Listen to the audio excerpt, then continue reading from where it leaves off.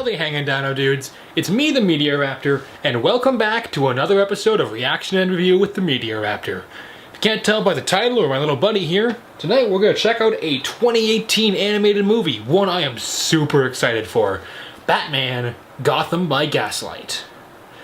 This is the newest DC animated movie yet. Suicide Squad Hell to Pay hasn't come out yet. But if you're wondering what this is, well, it's an animated movie based on the graphic novel of the same name. In that graphic novel, it's an Elseworlds tale set in Victorian London where Batman has to try and find Jack the Ripper. Right off the bat, there are several awesome things about that. First of all, I love Elseworlds stories. My all-time favorite Superman story, Superman Red Son. Really hope it gets made into an animated movie because that would be cool. Second, Batman being an actual detective. Yeah, remember that's sort of was supposed to be a thing? A lot of adaptations just have him flying around punching people. Very little does he actually, be a detective.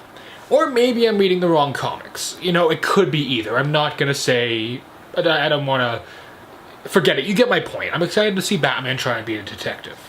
Point 3, it's a DC Universe animated original movie. These have been amazing. I have watched, let me just see, I got a bunch on my shelf. I don't even know how many I have, but they're good. They're great. To be honest, one of the best superhero movies ever made is a DC Universe original animated movie, and that is Batman The Dark Knight Returns. It is phenomenal. I already reviewed parts 1 and 2, and you can get it in the deluxe edition, which puts them together. I already explained that. Anyhow, the last part, not a lot of you will probably know this unless you actually watched my second channel I had for a little bit, the Digital Raptor, which was dropped because, well, it was wasn't going anywhere and I didn't really like how the videos were turning out. I played a lot of Watch Dogs 2 on there. I was playing the Zodiac Killer DLC and I was talking about how, in a really backwards way, serial killers are really interesting to me. Let me explain.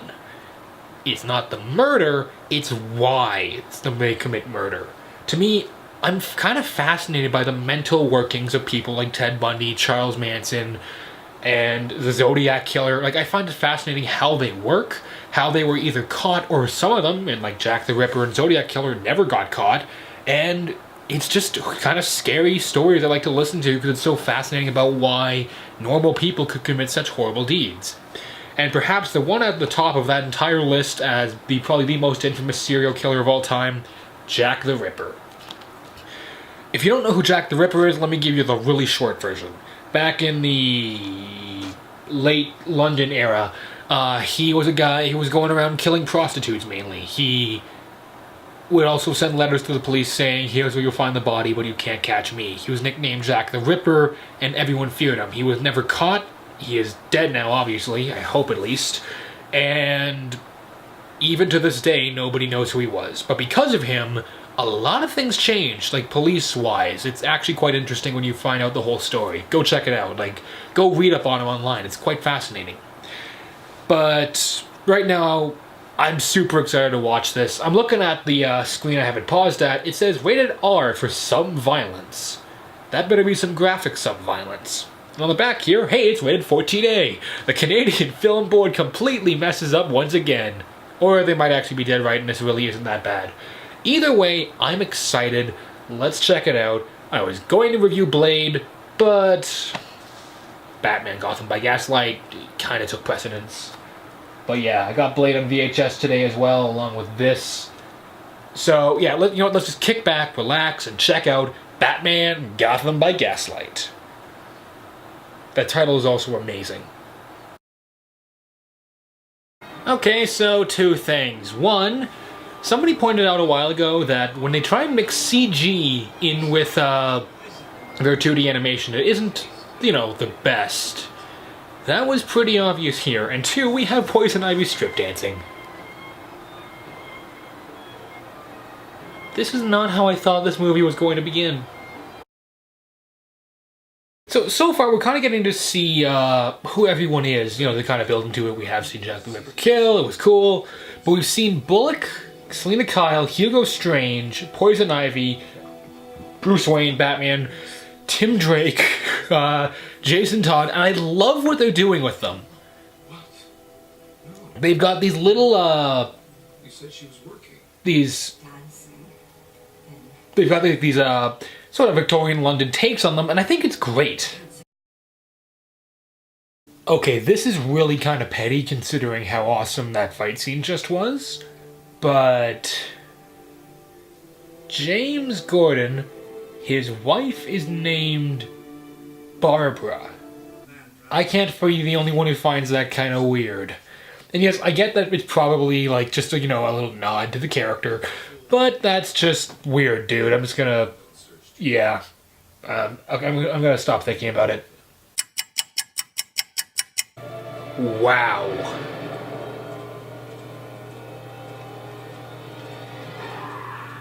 I'm not gonna give context to what just happened, but that was that was just awesome. It's sad what just happened, but what happened just before, in just 3 lines. I don't even know how to explain it. It's just awesome. Okay, that was one of the coolest looking shots I've seen in any of these DC animated movies. When they aren't using CG on the buildings and they're doing the whole thing in shadows, it looks awesome. Heck, this moonlight battle, this actually looks a lot like the opening to Batman the Animated Series. Maybe it's a reference, maybe it's a tribute, maybe it's an homage, maybe I'm totally wrong on it. Either way, it's awesome. Like, this movie is awesome. You have to be kidding me. That is who Jack the Ripper was?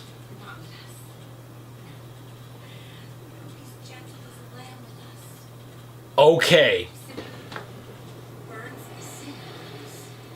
Okay, that's disturbing. Wow, that is not what I thought was going to be the big twist. That is an awesome twist. That is a creative twist. I'm going to turn this down so you don't hear the spoilers. And it's just... wow. That is awesome on so many levels. Okay, steampunk Batman on a steampunk motorcycle in steampunk London. That may be the coolest Batman-related thing I have ever seen in my entire life. And that's saying a lot. Well, that was Batman Gotham by Gaslight. An awesome ending to an awesome movie. Let me just,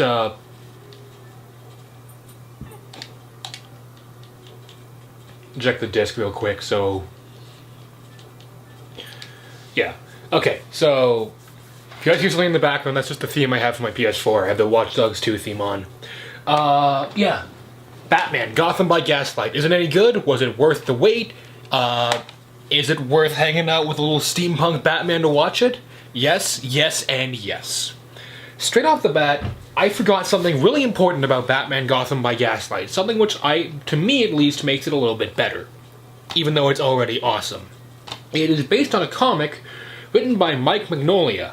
Pretty sure I'm mispronouncing that. For you comic fans, you already know who that is. For you non-comic fans, he's the creator and writer of Hellboy. So, the movie has a very unique art style, which we'll talk about later, kind of different from most of the other DC animated movies, while still being somewhat similar to it, and I kind of thought, yeah, that looks a lot like his work. But I'll explain that later. The writing, from what I remember from when I read Batman Gotham by Gaslight, it has been a while, this is incredibly faithful. And one thing which I can say straight up that I love about the movie, don't know why I just opened and closed it, is I forgot who the Ripper was. I already talked about it, like, during the actual movie, how I thought there was this amazing twist that came right out of nowhere. And yeah, I'm not going to spoil it, but it's not what you're expecting. Believe me, it's a good twist. As for the other stuff, this is really cool. This is the stuff I find really interesting. Yes, there was a whole lot of Batman going around punching and beating up people and stuff like that, but then there are scenes of him actually creating fingerprint technology, and Alfred commenting, yeah, like they'd ever use that for actual evidence. See, I forgot to mention this as well because I forgot it. That's actually a big part of what Jack the Ripper helped create, was fingerprint technology. That kind of stuff for criminology is mainly, in fact, due to the fact that Jack the Ripper was a thing. They also kind of tweaked a bit of the Jack the Ripper mythos. I don't remember entirely if this is what he said, or if this is what he was about, but in this, the Ripper says he's killing prostitutes because it's God's work. It's because it's what God called him to do. He believes that they're sinful and then they deserve to die, and it's the only way that the city or the world will ever be any better.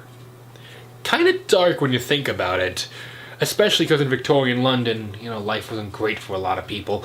But at the same time, it's interesting, at least I'll give them that. It's cool, it's unique, it's new. I understand I'm kind of justifying the motive of a serial killer and religious insanity, but does it really matter that much? I'm sorry.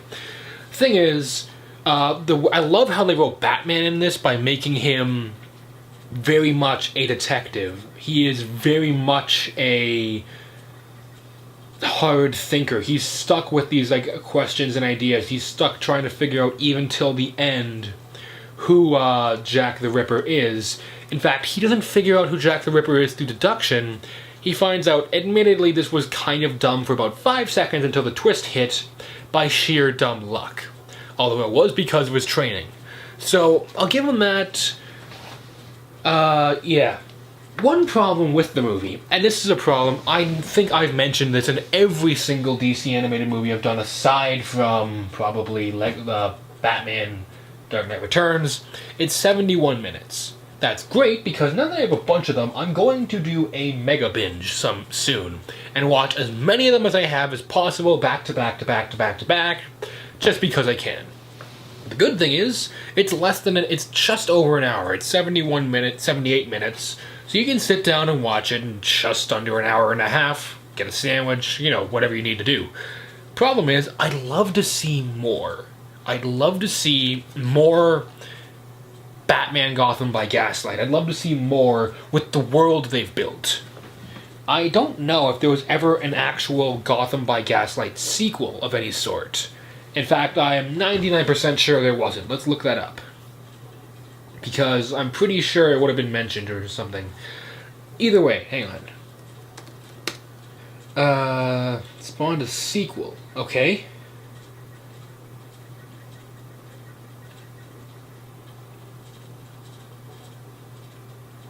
Okay, so there is a sequel. I'm not going to read this off because I don't want to spoil it for myself. But yeah, so hopefully hopefully the sequel to Gotham by Gaslight gets made. And just so DC knows, these Elseworld tales are amazing. Hold on a sec. Sorry about that, the battery almost died. I just had to change it out real quick. So DC, I don't know, you guys aren't listening, but whatever. I really personally hope that DC makes more Elseworld animated movies. Because I know the next ones for this year are a Suicide Squad animated movie, which is good because Assault on Arkham was a ton of fun. And The Death of Superman, they're remaking it, and then The Reign of the Superman. So there's 3 more, and Batman Ninja, which is technically, he's a samurai in that one, which kind of annoys me, but whatever. My point being, there's going to be some good ones this year. But after all that, I'm still really hoping for Superman Red Sun, the animated movie. Or Green Lantern Blackest Night, or just give me Lobo, okay? I'm sorry. Point being, hang on. With all this said, let's talk about the rest of it. The animation, as I mentioned, has a bit of a different style from most of the other DC movies. Most of them very much... Well, what these movies tend to do is they tend to follow the style of the comic. This one does. And it's not your typical style when compared to most of the other comics. So, if you're doing a mega binge like I'm going to, you will notice a change. It's not a very bright movie either. Both in tone and in, coloring, because there's a lot of death in this movie. Like, a lot of the times when you think, oh, Batman's gonna come in and save this person, no, they just die. It's actually pretty dark. I can see why it would have been given an R rating. But yeah, 14A is more appropriate, to be honest. My point being, the style may not sit well with everyone. I know some people who have a problem with The Dark Knight Returns due to Frank Miller's style, and they kind of had a problem with the animated movie because of that. Sure, that's fair. If you had a problem with The Dark Knight Returns, you may want to be careful with this one, because, you know, it's kind of that similar style, and you may, well, have an issue with it for some odd reason. I don't really know why they insist on doing this or keep trying to do this, but as I mentioned right when the movie began, there's some CG for no real reason, and it looks horrible when compared to the 2D animation. That and the CG, it looks just like the most basic type of CG you could do that doesn't look Sci-Fi Channel quality, but doesn't certainly look like, you know, they actually tried a whole lot either. So, thankfully the CG, there's not a lot of it in this movie, and the 2D animation is beautiful. The details, the outfits, these locations, it looks fantastic. The gore, this is going to sound weird, if the blood flows really nicely, that sounds incredibly weird, but it certainly is a visually beautiful film. I like the style. I'm just going to come out and say it, I really like the style. Sure, some of the walking animation is a bit janky at times for some odd reason. I'm not sure why, considering how smooth everything else is. But the fight scenes are very well animated. That too, I should probably have mentioned this earlier. When they fight, there actually is a lot less talking in this movie than you would expect. There's a lot of scenes of silence, of thought, of, well, just trying to figure out what the heck is going on, who Jack the Ripper is. And then when they fight, it's mostly just the music and the grunting as they're being hit. They're not cracking off one-liners or I know who you are or why are you doing this. It's actually very quiet, and that adds to the atmosphere in this movie. The movie has a really creepy atmosphere. Like, genuinely just creepy.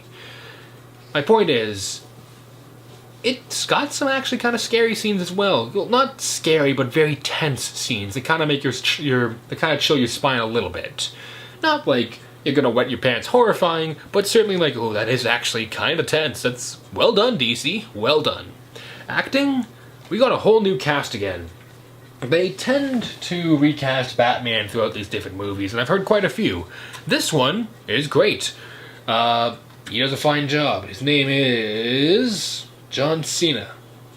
No, not really. Hang on. Bruce Greenwood. He does a great job. Jennifer Carpenter, I swear I know her from something, but I'm not going to waste the time looking it up right now. They both do a great job. All the actors in here do a great job. And I know I did talk about this, but I want to mention it again real quick. I love the character designs. The whole Victorian era of a bunch of characters looks great. But you kind of got to see it to understand what I'm talking about. Music, I did mention this. The music does actually kind of tense at times. It does kind of build a very creepy sort of what is going on atmosphere that can be somewhat unsettling. And that's pretty good, because most of these DC movies, you don't really ever talk about the music because there's not much to talk about. But with this, they give you something to talk about. That's awesome. I'm just trying to think if I've forgotten anything. My real issues with the movies come from the fact that, pacing-wise, admittedly, it is a little janky. At times you spend a lot of time with like Bruce Wayne, then you spend some time with Batman, then a lot of time with Bruce Wayne, then a little time with Batman. Like, and I kind of think that was a problem with the graphic novel as well, was the pacing, the timing, and trying to get everything, worked out properly was kind of an issue, but at the same time, there's enough good in the movie that I can give it a very solid 3 Raptor claws out of 4. I highly recommend it if you're a fan of Batman, if you're a fan of steampunk. I'm not really a fan of steampunk because I have no idea what it is. No offense to steampunk. I got nothing against it. I think it looks cool, but I don't really know what it is. But as I mentioned, steampunk Batman. Got him right here. We have, in this movie, we have steampunk Batman, which, by the way, this figure, identical to the design used in this. The only difference is he wears goggles, and he didn't wear goggles in this. So I'm pretty sure they just ripped this straight from Gotham by Gaslight. Which I'm totally cool with, because it looks awesome. I love it. I did a whole review on it a while ago. We have steampunk Batman riding a steampunk motorcycle. And that is still awesome to say out loud. If you're a fan of the DC animated movies, this is a great one to have. Probably actually would be up on my list of favorites, to be honest. Nothing has beaten Dark Knight Returns yet, but I don't think anything will, because that book and that movie and that whole thing is just amazing. But anyhow, you guys, I can solidly recommend Gotham by Gaslight. It's great. I am definitely going to watch it more than once. And they came with some bonus cartoons, so I'm going to watch those, actually. And until next time, you guys, this is the Meteor Raptor saying we're one step closer to episode 175. Keep cool, and I will see all you Dino Dudes around. Later.